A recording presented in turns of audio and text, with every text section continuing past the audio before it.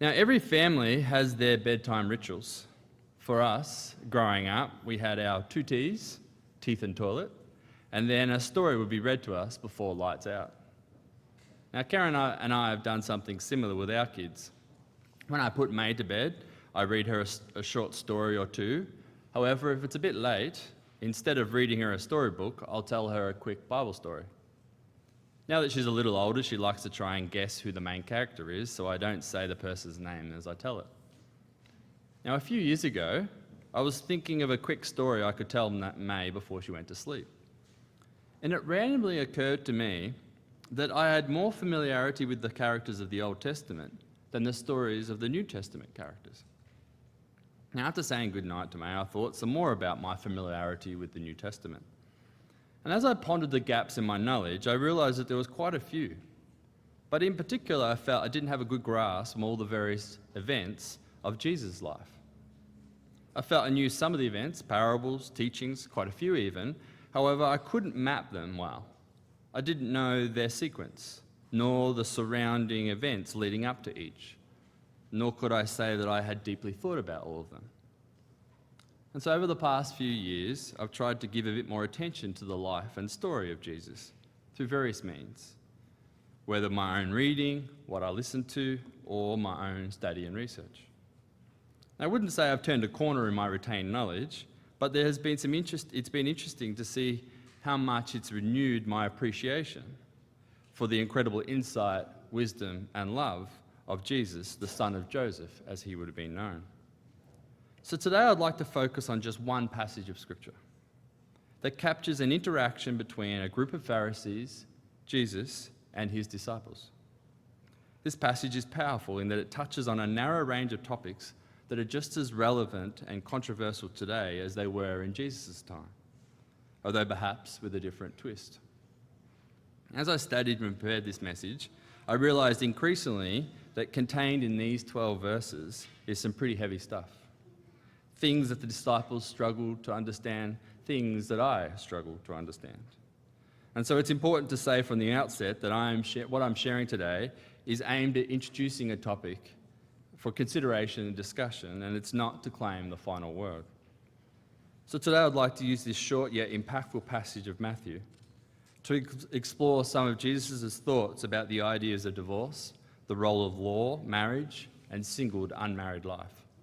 So let's jump right in and read the entire passage, and then we'll step through it in more detail.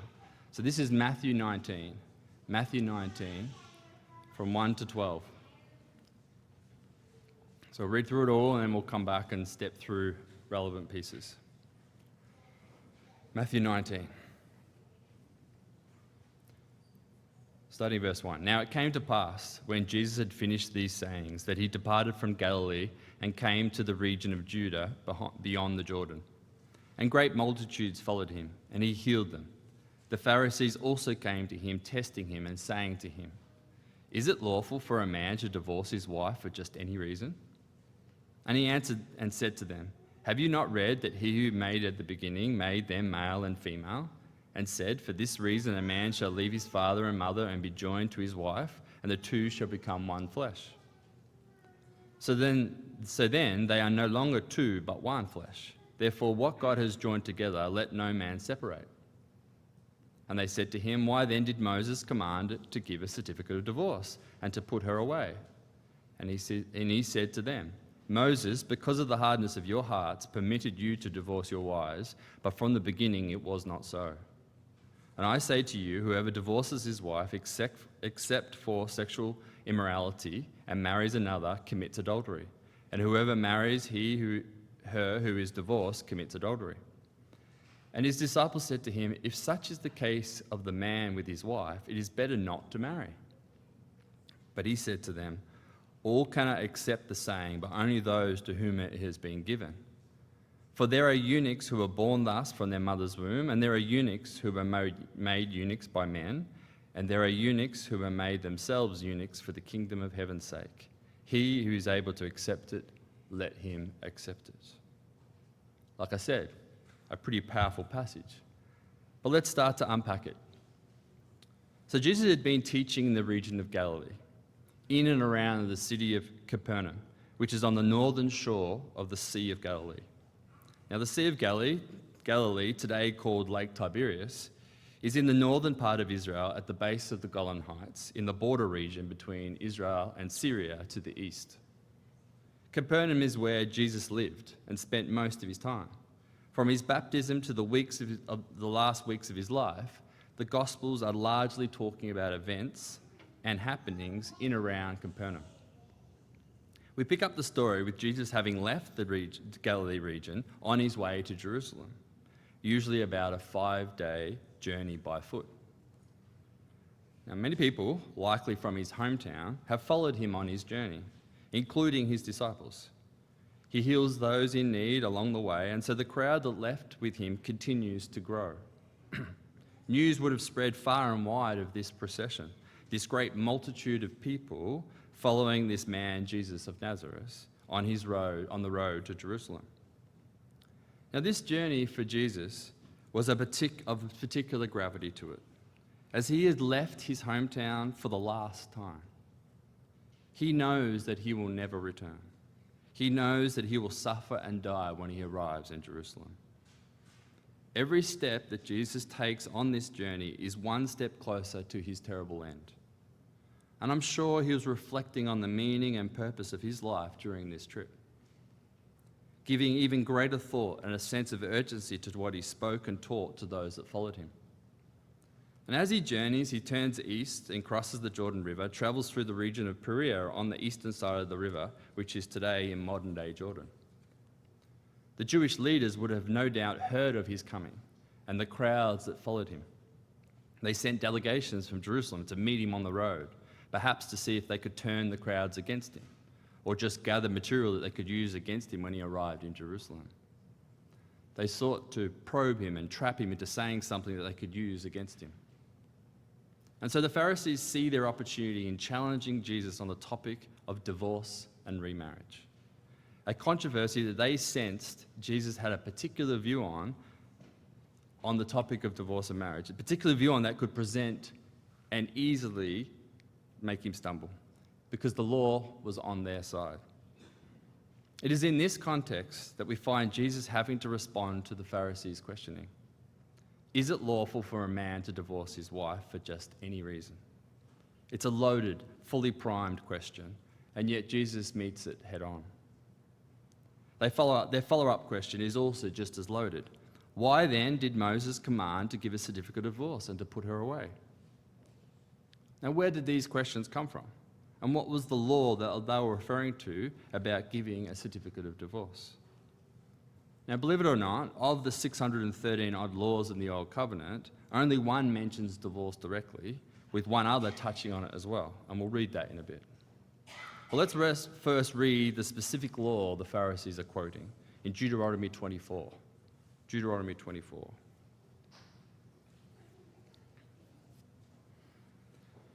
Starting in verse 1. Suppose a man enters into a marriage with a woman, but she does not please him because he finds something objectionable about her. And so he writes her a certificate of divorce.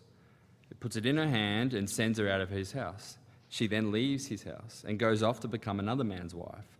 And then suppose the second man dislikes her, writes her a bill of divorce and puts it in her hand and sends her out of his house. Or the second man who she married dies. Her first husband, who sent her away, is not permitted to take her again to be his wife after she has been defiled. For that be abhorrent to the Lord, and you shall not bring guilt on the land that the Lord your God is giving to you as a possession. So you can see that this law isn't really about defining the grounds of divorce. Rather, it's about governing remarrying after divorce.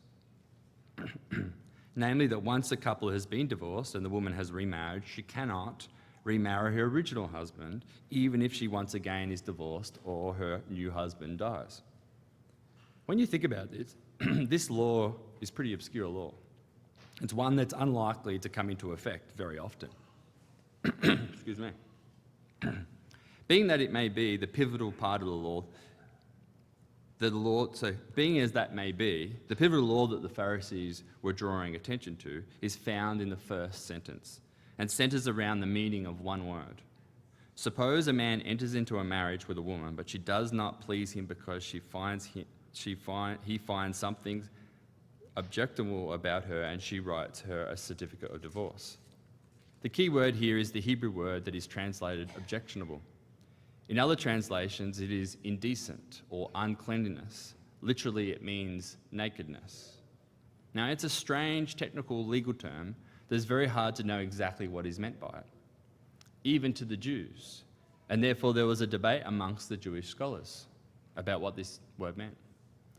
The Talmud talks of a dispute between two schools of thought about the meaning of this passage, which occurred about a generation before Jesus. So well before Jesus, we had this dispute. The school of Rabbi Hillel believed and taught that this word meant anything that the husband didn't like, anything he found objectionable about his wife, her behaviour, her looks. Even if the wife burnt the husband's food, then he could give her a certificate of divorce. The other school that followed Rabbi Shammai taught that this word had a narrower meaning, and it meant only in cases of sexual misconduct by the wife could a divorce be issued. Now, it's pretty clear which of these two ideas had been fully adopted by the time Jesus and the disciples were born. This is why the disciples were perplexed, even a bit scandalized, at the idea of marriage where divorce could only happen in the case of adultery. The idea that divorce could occur purely due to the displeasure of the husband had permeated the entire society. The Pharisees sought to trap Jesus because they knew that the law was on their side. It's worth stopping and thinking about this for a little while. Just think about how vulnerable this law, interpreted this way, made married women, and by extension, all women in that society. Just imagine what type of culture this would foster, what place women would hold within it. Women were dependent on their husbands for social standing, down to the bare essentials of life. And yet the law, interpreted this way, provided no protection for them, no security in the marriage covenant, no reciprocal obligation. No, instead, this law purely gave breath to the whims of her husband's displeasure. It protected the man's right to discard and to dismiss his wife for all or any reason, like a piece of property. And women had no such reciprocal right. It's perhaps hard for us to imagine such a level of accepted inequality in a society, but it really shouldn't be a surprise. You don't have to be a historian or an academic to know that all through history, across nearly all cultures, women have been oppressed in some form or other. According to Thought.com, oppression is the inequitable use of authority, law, or physical force to prevent others from being free or equal. Oppression is a type of injustice.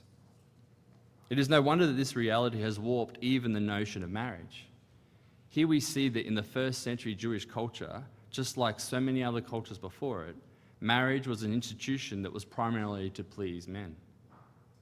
No one believes that polygamy was an idea dreamt up by a woman.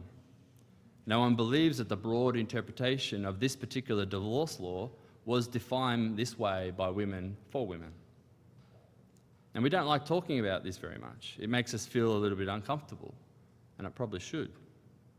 Historically, marriage has indeed been, in many cultures, an institution primarily for the pleasure of men, and not as God defined it or intended it. Jesus knew this, and I'm sure his anger was palpable at what he saw these Pharisees were doing and perpetrating, over and above them just simply attacking him. Indeed, oppression of women in marriage and more broadly has been such a constant feature of the human condition that we must ask ourselves, how much has this societal and historical reality has permeated our own understanding of marriage and the role of women? And we should not kid ourselves that we're immune. I must admit, it makes me squirm a little. I wonder if we did an anonymous poll of all the women in our church, asking them if they felt that they had a role in marriage and more broadly within the church, a role that was defined as God intended, or would they instead feel that their role was largely one defined by men? I honestly don't know what the answer would be, but it's worth thinking about. God knew that marriage would become an institution to primarily please men, and so he put limits on it, even in the Old Covenant. So let's now turn to another law I mentioned that touches on this topic. What is fascinating about this law is that it appears to have no historical bearing, nor does there appear to be any evidence that this law was ever used to establish obligations within marriage or to provide the grounds for divorce in the Jewish culture, despite it speaking explicitly to that. Two laws that touch on the idea of divorce, and yet only one has been a source of reference, with the broadest interpretation and most beneficial to men winning the day. It's hardly a surprise. Let's look at this law in Exodus 21. Exodus 21.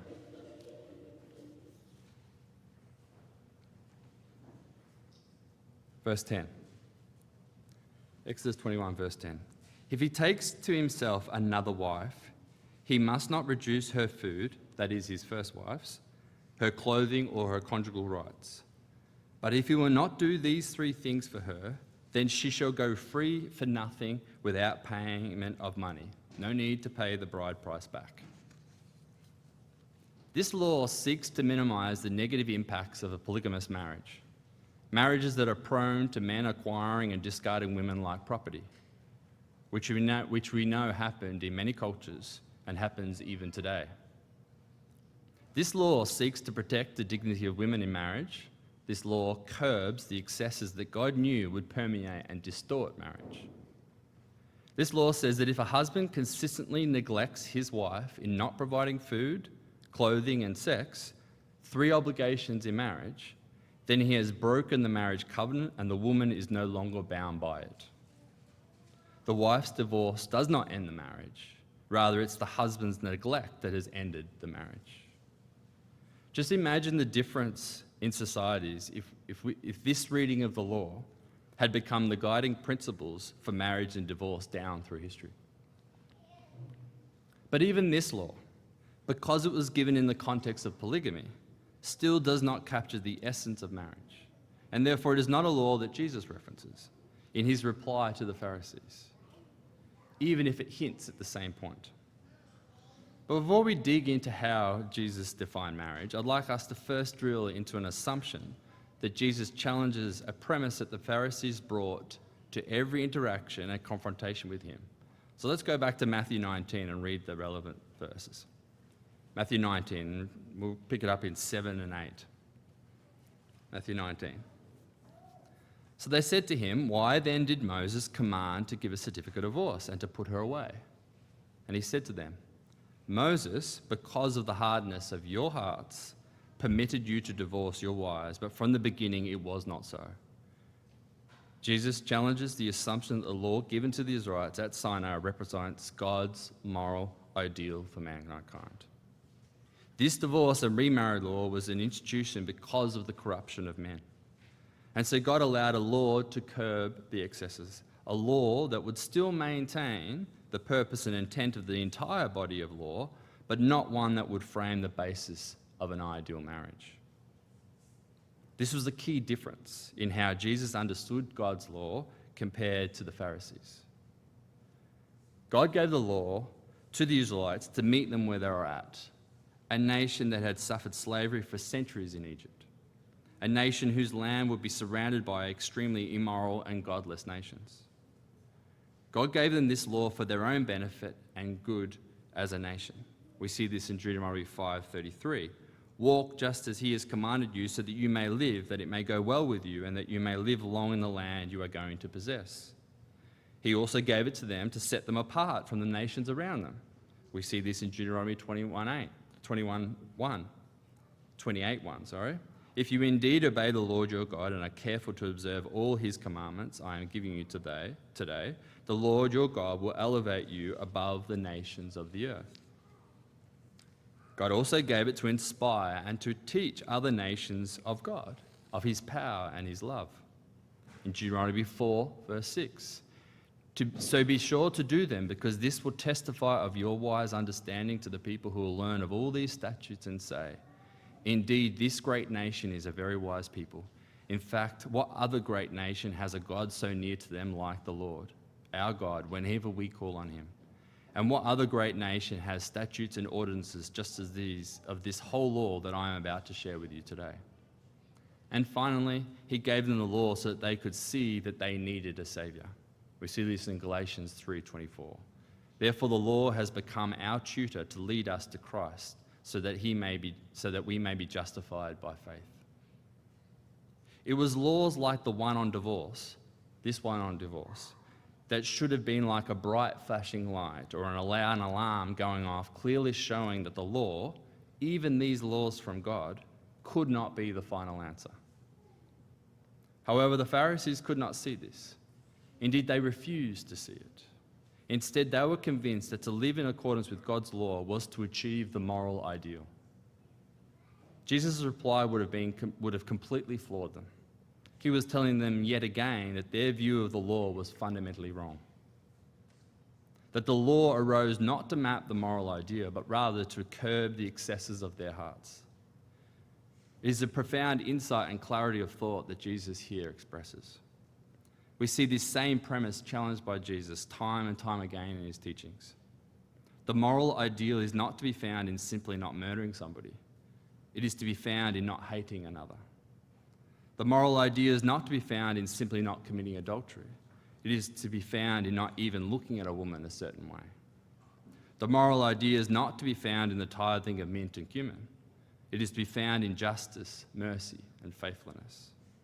The moral idea cannot be found in the law. It can only be found in the life, death, and resurrection of Jesus the Christ. Do we believe this? Is this the foundational belief that we hold? Are we fundamentally different from the Pharisees?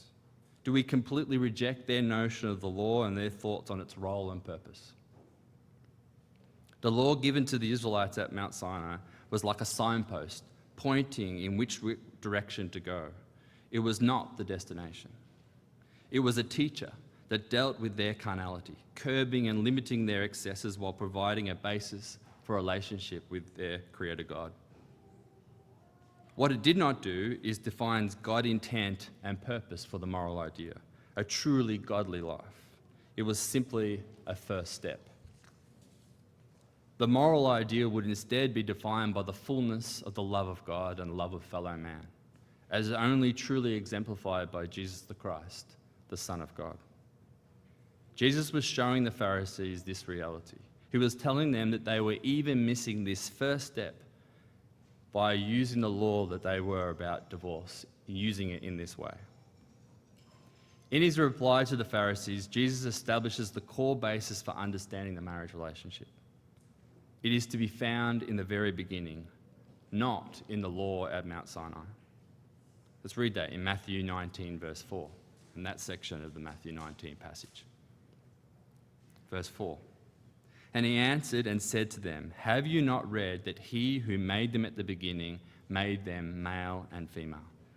And said, for this reason a man shall leave his father and mother and be joined to his wife, and the two shall become one flesh. So then they are no longer two but one flesh. Therefore what God has joined together, let no man separate. Jesus brings everything back to the very beginning. He's saying, if you want to understand marriage, then you need to go back to the initial purpose and intent that God had when he created humanity. Jesus says to the Pharisees, have you not read? These were biblical scholars. Of course they knew these words. Jesus is frustrated at their willful ignorance. Jesus refuses to enter into the particulars of the debate about the meaning of the law that the Pharisees referenced, about the technical legal meaning of the terms, and used instead, he sweeps it all aside and points to the very beginning when divorce had no place. Let's turn to that passage that Jesus quotes from, which is on the very first page of the Bible, in Genesis 1, verse 26. Genesis 1, 26. Then God said, let us make humankind in our image, after our likeness, so they may rule over the fish of the sea, the birds of the air, over the cattle and over the earth, and over all the creatures that move on the earth. And God created humankind in his own image. In the image of God he created them. Male and female he created them. So when Christ says he made them male and female, he's bringing this whole passage to mind. It was not that the male was made in the image of God and then female in the image of man. No, God says Adam, which is the Hebrew word for humanity, humankind, not just the male, humanity was created in his own image. One Adam, one species, one humanity made up of two equals, male and female, two separate genders that would have physiological and psychological similarities and unique differences, and yet together would be humanity. Indeed, this two-gender aspect of humanity was not unique in God's creation. Animals would also share this kind of distinction within species, but there was something unique about what this meant for humans. So let's read Jesus' next quote, which is just over the page in Genesis 2:22. Genesis 2:22. Then the Lord God made a woman from the part that he had taken out of the man, and he brought her to the man.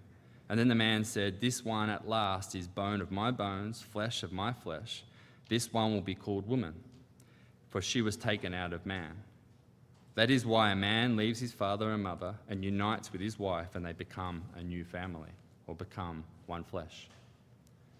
One male, one female would each leave their own families and would enter into a marriage covenant of love by which they would become one and from which new life would come. It is this that is a reflection of the image of God. It is this that sets us apart from the animals. When Jesus says, "Have you not read?" he is saying, when you understand marriage in the context of it being a reflection of God's image, now you can talk about divorce. These two passages give the foundational knowledge to how we can navigate the controversies and challenges that arise over the intent and purpose of marriage. This idea is just as relevant today as it was in Jesus' moment of controversy presented to him by the Pharisees. Jesus is teaching us that if we understand what humans are, what marriage is, we will know how to weather these types of social storms. We will know what view to take and how to follow God's way, even in our own time. In the beginning, one humanity was created in the image of God, an image of God that was made up of two, one male, one female, that would become one through marriage and through which new human life would be generated. This is a divine image. It is this that reflects the image of God, God who himself is a love covenant being. One becomes two, becomes one, becomes many. This is what sets humanity apart from the animal kingdom. It is in the animalistic instincts of humankind to not do this, but rather to follow their innate passion and desire, instinct and impulse, to simply follow the chemical responses that all animals have. But this is not the image of God. Rather, it is to have one male leave his father and mother and to leave his family and join with one female to form a new family, a new wellspring of life. A marriage within which sex is contained, where one male, one female have committed to the higher calling of a monogamous covenant promise between them.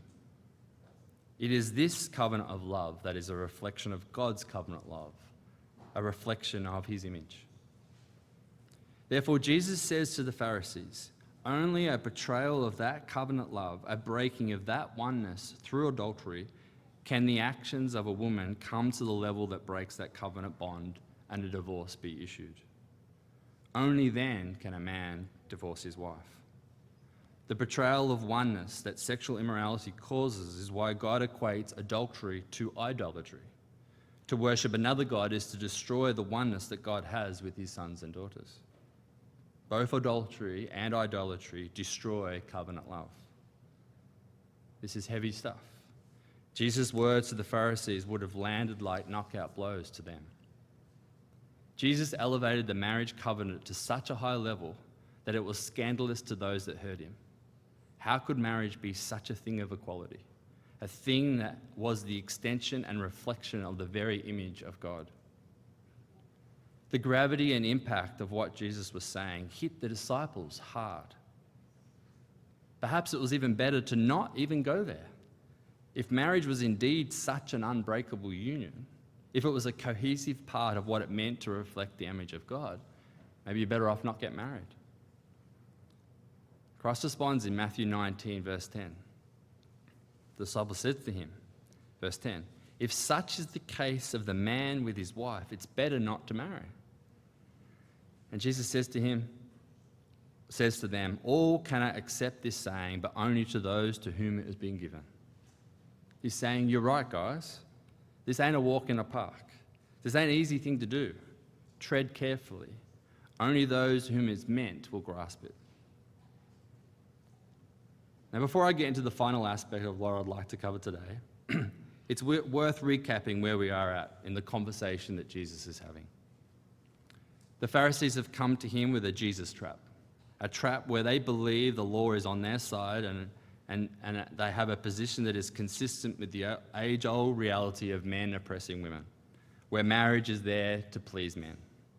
Jesus responds by squarely positioning the law as being necessary because of the hardness of their carnal nature.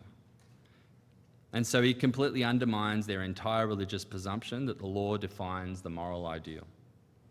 He then proceeds to point back to the beginning, to the origin of all law, when God created humanity in his image. When he created their male and female, one species made up of two that would become one in a marriage covenant. And from this union, new life would emerge and a new family would grow. The undeniable equality and mutual responsibility inherent in this union was self-evident. Jesus positions this as being a reflection of God's image that nothing should break apart. Only in the extreme cases of adultery, where the oneness of the covenant love is shattered, can a man divorce his wife. The Pharisees' presumption that a man could divorce his wife simply because she did something that displeased him, their presumption that they knew and understood the deepest aspects of God's way found in the law, was smashed by Jesus' insight and appeal to the first pages of Genesis. From this, you would think that the conversation was over. Asked and answered. The Pharisees' trap had been sprung and mud was on their faces. Jesus had once again floored them with his true knowledge and understanding. But Jesus was not finished. Jesus had not finished sharing his more complete vision of humanity. Although now his attention is no longer with the Pharisees, rather now he's talking with his disciples, following on from their response to the gravity of marriage. Let's pick it up again in verse 10 of Matthew 19. And his disciples said to him, "If such is the case of the man with his wife, it's better not to marry." But he said to them, "All cannot accept this saying, but only to those to whom it has been given. For there are eunuchs who are born thus from the mother's womb, and there are eunuchs who are made eunuchs by men, and there are eunuchs who have made themselves eunuchs for the kingdom of heaven's sake. He who is able to accept it, let him accept it." Jesus has just laid down the strongest and most compelling argument for marriage being a normative reality of being human, of it being a reflection of God's own image, and then he decides to talk about eunuchs. Eunuchs. And not only that, but he establishes it as a valued and worthwhile alternative to marriage. Indeed, Jesus is not just talking about eunuchs in a technical sense, but rather in a broad sense of someone who is single, someone who lives a life without sex. This whole idea is an anathema to us in our society today. Everywhere we look, it's clear that our society values sex above pretty much everything else. I'm sure if an alien life form landed in America, they would quickly conclude that sex is the meaning to life for these earthlings. Even the idea that life is about the pursuit of happiness lays down the foundation for sex being a central part of a happy and meaningful life. It is no wonder then that all forms of sexual relationships, sexual identity, are interwoven into people's view of happiness and a life of value and worth. Even our own take on marriage can take on aspects of this view, where marriage becomes the focus and only means for a happy life, because only in marriage is sex legitimate. This view of the value and importance of sex is here challenged by Christ. For Jesus, life is about much, much more than that. Such that a life well lived, full of meaning, value, can come through a life absence of sex. It is the life that he chose, a life that many of his followers would choose.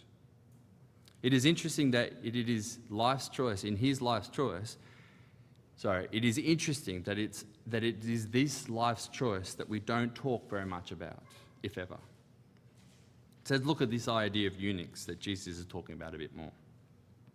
Throughout history, it's been a common practice across many cultures that kings would castrate males in their service to ensure that they would present no threat to the king's lineage and legacy. These are the eunuchs who were made eunuchs by men that Jesus cites. But Jesus also includes two other categories, also using the word eunuch, but now clearly no longer in a technical sense. He talks of those that were born eunuchs and those that chose to be eunuchs. In Matthew 19, verse 12, we can read it. If we read it in the complete Jewish Bible, it gives a bit more to it. Verse 12, For there are different reasons why men do not marry. Some because they were born without the desire, some because they have been castrated, and some because they have renounced marriage for the sake of the kingdom of heaven. Whoever can grasp this, let him do so. In using the word eunuch to describe these three categories of singledom, Jesus is maintaining the reality that outside marriage, there is no place for sex. Marriage between a male and a female is the only place for a sexual relationship, their foundational structure for developing a family. However, Jesus is bringing this to the attention of the disciples in this context. He is legitimizing the single life as one that also reflects the image of God, of life that has just as much meaning and purpose as one that involves a wife and kids. It is a reflection of the image of God because Jesus himself renounced marriage and children for the sake of the kingdom of heaven. I wonder if this choice was also an aspect of why Jesus showed such compassion and love towards women and children during his ministry. He's describing himself. He's describing the choices that he made as the perfect image of God. I wonder if Jesus was reflecting on these life choices as he responds to his disciples and gives them insight and understanding about married life and single life on his final journey to Jerusalem. Using the Pharisees' challenge as means to encourage and broaden his disciples' thinking about life and the meaning to it. Although marriage is a normative aspect of a meaningful life, it's not the only one. It's not the only one that reflects the image of God. Jesus not only speaks of his own situation, the choice that he made to put the kingdom of heaven first instead of marriage, but he also draws attention to those that have been physically made eunuchs against their will. They are no less human. They have not missed the opportunity for a meaningful and a God image reflecting life. I'm sure these would be strong words of encouragement to those in this predicament. And Jesus does not stop there, but he also includes those that are born this way, born not desiring the normative marriage relationship. I think there's no controversy in saying that I believe this is where Jesus factors in people that are born with no sexual desire or also those with same-sex attraction. These things are not inhuman or evil. These things are simply part of the state we find ourselves in. Jesus frames the life of these eunuchs, these metaphorical eunuchs, that is just like his own, one that is without sex, but one that is a true reflection of the image of God, a fully complete and meaningful life, a life of one loved by God, a single life dedicated to the kingdom of heaven. It is to our detriment that we have not, in my church experience, fully embraced the idea of a single life dedicated to the kingdom as a legitimate, valued, and deeply appreciated meaningful life. A person whose life can enrich our own with wisdom, insight, and depth of understanding that can only come through living an unmarried life in this way. It is this value that Paul explores in more detail in 1 Corinthians 7. We won't turn there, but Paul also was a man who chose to follow Jesus by not marrying. Indeed, there are many, many examples in the Bible. And yet, if we're not careful, we can start to believe that the only path to fulfilling God's intent for humanity is through marriage and having a family. Although that is a normative one, it is not the only one. A single life dedicated to the kingdom is just as meaningful and also a true reflection of the image of God. Even if because of physical reasons of attraction or desire, or simply by choice, a single life is a meaningful and value life exemplified by Jesus himself. Okay, let's wrap this up. Today we've stepped through a single passage of Scripture that captures an interaction between the Pharisees, Jesus, and his disciples on the road to Jerusalem. An event that happened near the beginning of Jesus' final journey, one that he knew would end with his suffering and death. It is in these final days that Matthew captures events and words uttered that have a gravity and importance, heightened by the finality of Jesus' life's journey. The teachings of Jesus given during this time are ones that we should deeply reflect on and consider. This is what I've tried to do today, bringing attention to this one short passage. From it, I extracted 4 powerful ideas that stem from this particular passage of only 12 verses. That we live in a world that all throughout history, across nearly all cultures, women have been oppressed in some form or other, both in marriage and more broadly within society. This reality is typified by the Jewish controversies that started prior to Jesus, but had been fully embraced by the society that he and his disciples grew up in. A society that viewed marriage as being for there to please men, and therefore the divorce laws given at Sinai should be interpreted in the broadest sense, empowering men to lawfully dismiss their wives for any and all reasons, with no reciprocal rights or protection for the women. The disciples struggled to see it, questioning the viability of marriage in this new context, as defined by Jesus. We need to make sure that we understand marriage and the role of women in a way that is consistent with God's original purpose and intent for humanity. I then digressed and talked about how Jesus viewed the law in a way distinctly different from the Pharisees, in that they saw it as capturing the moral ideal, whereas Jesus saw it simply as a necessary to curb the hardness of their hearts. Therefore, for Jesus, it was not from the law which we should consider the basis and nature of marriage. Rather, it was from the very beginning from which we should draw our frame of reference. This idea was consistent with many of Jesus' teachings, where the moral ideal is ultimately found in the love of God and love of fellow man, exemplified by his own life, death, and resurrection. We need to make sure that we too see this law given at Mount Sinai through the same proper lens, to make sure that we don't let a whiff of Pharisaical thinking enter into our understanding of the law. I then moved back into the marriage discussion and showed how Jesus saw marriage as a reflection of the image of God built into the very fabric of what it meant to be human, where one male and one female would leave their families and become one in a love covenant relationship, from which new life would be generated and a new family formed. It is in this context, and this context alone, that questions of marriage and divorce should be considered and determined. One Adam, one species, one humanity made up of 2 equal parts, male and female, 2 separate genders that have psychological and physiological similarities and unique differences, and yet together a humanity made in the image of God. It is this elevation of marriage to its rightful place in intent and purpose established at the very beginning that helps us to navigate the controversies and challenges that have arisen in our society today, impacting the institution of marriage. Finally, I drew attention to how Jesus did not stop the dialogue at marriage, but also addressed the value of an unmarried single life. For Jesus, an unmarried single life is just like his own, one that is without sex, but one that is a true reflection of the image of God, a fully complete and meaningful life, a life of one loved by God. Although marriage is a normative and a true reflection of the image of God, it is not the only one. A single life dedicated to the kingdom is just as meaningful and valuable to pursue. Jesus also addresses different ways an unmarried life may come about, whether through an act of others or through a lack of desire and perhaps same-sex attraction, or simply because of a choice for the sake of the kingdom. It makes no difference. All are a true reflection of the image of God.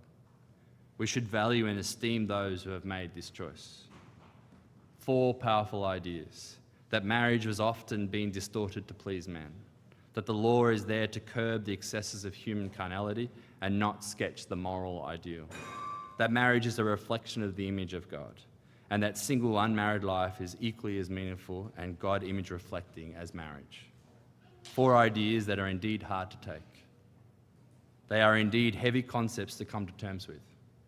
It is no wonder then that Jesus ends the passage with these words: "Who is able to accept it? Let him accept it." Let us all strive to accept these words of Jesus, our Saviour, made on the road to Jerusalem, made on his final journey. Let us all deeply consider and meditate on them so that we see women, the law, marriage, and single life through the same lens as Jesus, the Son of God, the very perfect image of God.